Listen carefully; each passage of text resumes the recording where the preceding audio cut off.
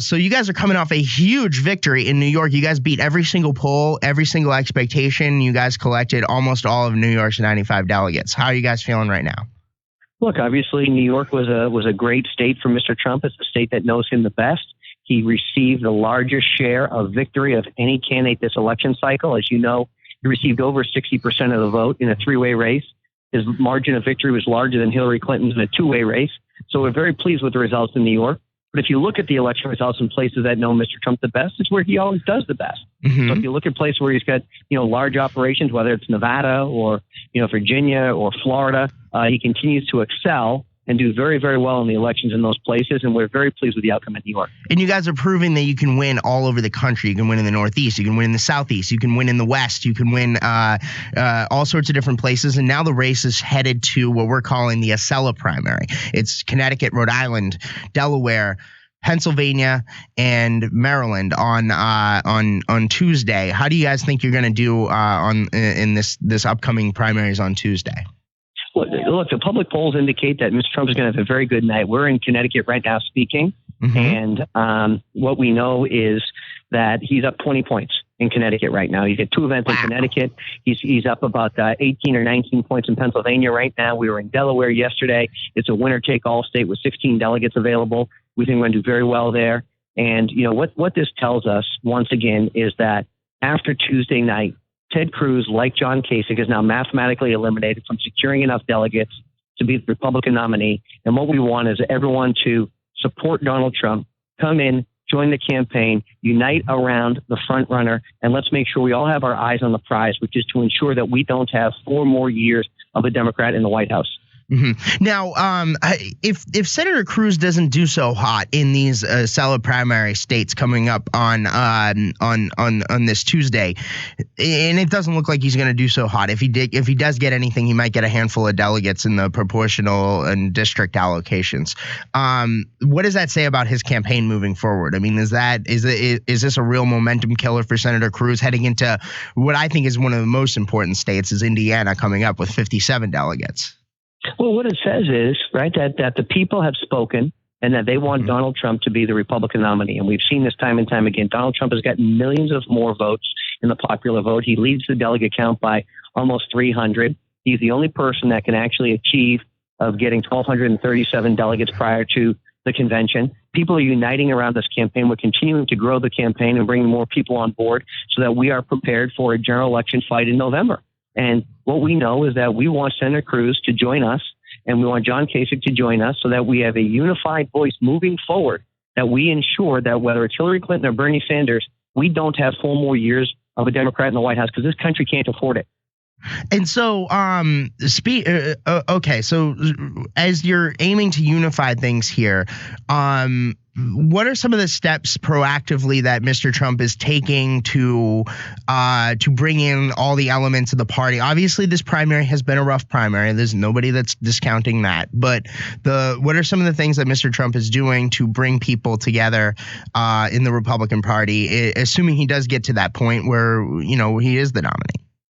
Look, we're continuing to grow the team. And as you know, Matt, we've had a very small team for a long period of time. The team has won 22 states, and we hope to have a good night on Tuesday. But what we're doing is, we're doing the outreach to the people who can understand and need to make sure that that we have the ability to win. And what we've done is we've laid out a strategy that shows that Donald Trump is the only candidate in a general election that can win states that Mitt Romney lost last cycle. And if you look at the map right now, if Ted Cruz were to be nominated, there is no state that Mitt Romney lost last cycle that Ted Cruz can win. That's not the case with Donald Trump. Donald Trump put states like Pennsylvania in play, Michigan in play, Florida in play, Virginia in play, right? New York in play, potentially California, Massachusetts. We have the ability to expand the map that nobody has had because of the message of bringing jobs back, putting America first, right? Stopping illegal immigration. This plays everywhere because the American people are tired of being told lies and seeing a broken Washington, D.C. for 30 years. And if people want a fundamental change, a change that actually is going to allow something different to occur, then the only person that can do that is Donald Trump. And the only person who's going to be able to win in states that Mitt Romney lost last cycle is Donald Trump. So that's what we're doing. We're showing everyone the path to victory, and it's very important. Now, Corey, one of the things that I think is pretty important that Mr. Trump continues to zone in on, and he did this in his Indiana speech the other day, and we see this every single time, and this is part of the reason why he's getting that crossover appeal, why a lot of these blue states, I think, and purple states are in a general election contest, if you guys get there, are in play, is this message of trade and immigration. And he hasn't budged a bit on that. I was watching his speech, I think last night, and he was talking about how we're going to build a wall. He has not backed down on this. He's not backed down on how we're going to renegotiate these trade deals. We're going to actually, put America first in these things. I mean, how important is that to winning over staying true on those policy issues and making sure that, America is first, that nationalist, populist type of message? How important is that to winning over people who are disaffected Democrats who don't want to vote pull the lever for Hillary Clinton in November? Well, look, Matt, the philosophy of this campaign has been from day one, let Trump be Trump. And that has been something that has been true and will never change. And what he has said from the day he announced on June 16th of last year to today is that we are being ripped off by Mexico and China and Vietnam on trade deals. And our trade deals are so bad. We've got a $500 billion deficit, trade deficit with China. He's open to free trade, but it's going to be fair trade is the problem. And our country's getting killed. And the fact that we need to build a wall is something that he talked about the very first day he announced he was running for president. And it's something that he has never deviated from and something that we're not going to deviate from. You need to build a wall so that we can protect our country. And it's time to put Americans first. And I know that's a strange philosophy for some of these other politicians that are running, but it's time to put Americans first. And you know what these politicians have done for 30 years is they've negotiated terrible trade deals because they don't know how to negotiate, because you need a great negotiator like Donald Trump to go in. And you know what? Some of these guys have been for TPP before they were against TPP when they thought it was politically correct and et cetera. And Donald Trump has been steadfast in his resolve that we need to have trade deals that benefit the United States for a change. We need to have a wall. We're going to have Mexico pay for the wall. We've outlined exactly how that's going to happen.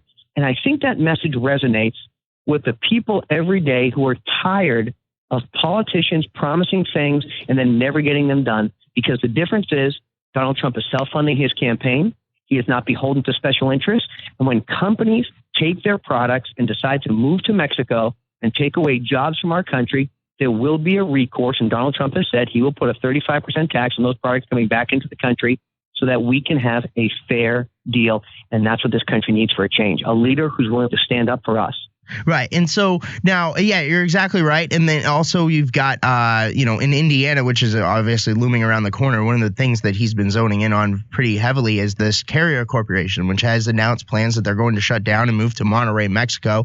And I think that's a huge deal. There's thousands of people's jobs in Indiana and Indianapolis who that are all at stake. But Corey, in the last couple of minutes we've got left here, I wanted to ask you about, there was a Washington Post report the other day about this internal memo at the Trump campaign about how you guys are going to get to 1,400 delegates walking into the Republican National Convention in Cleveland in July.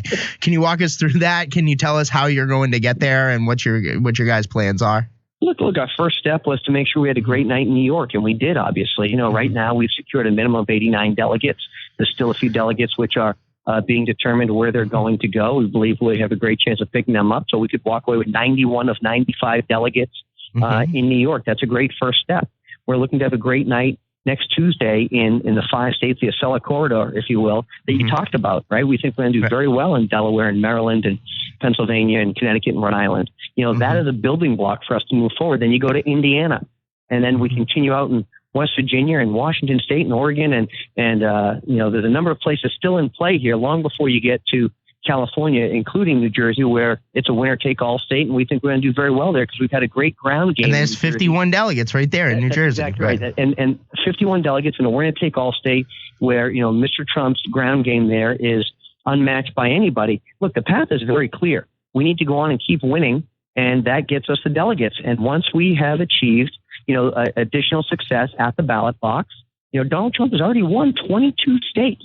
22 states, and I think Ted Cruz technically has won 7 states. Now, he's won some caucuses, but he's won 7 states. And when you put that in perspective, he has won less states than Rick Santorum 4 years ago when he was running.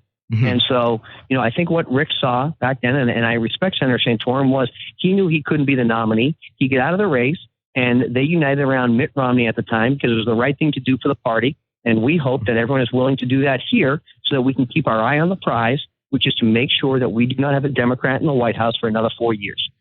All right. Well, Corey Lewandowski, Donald Trump's campaign manager, thanks for taking the time to join us here on Breitbart News Saturday. Hey, thanks, Matt.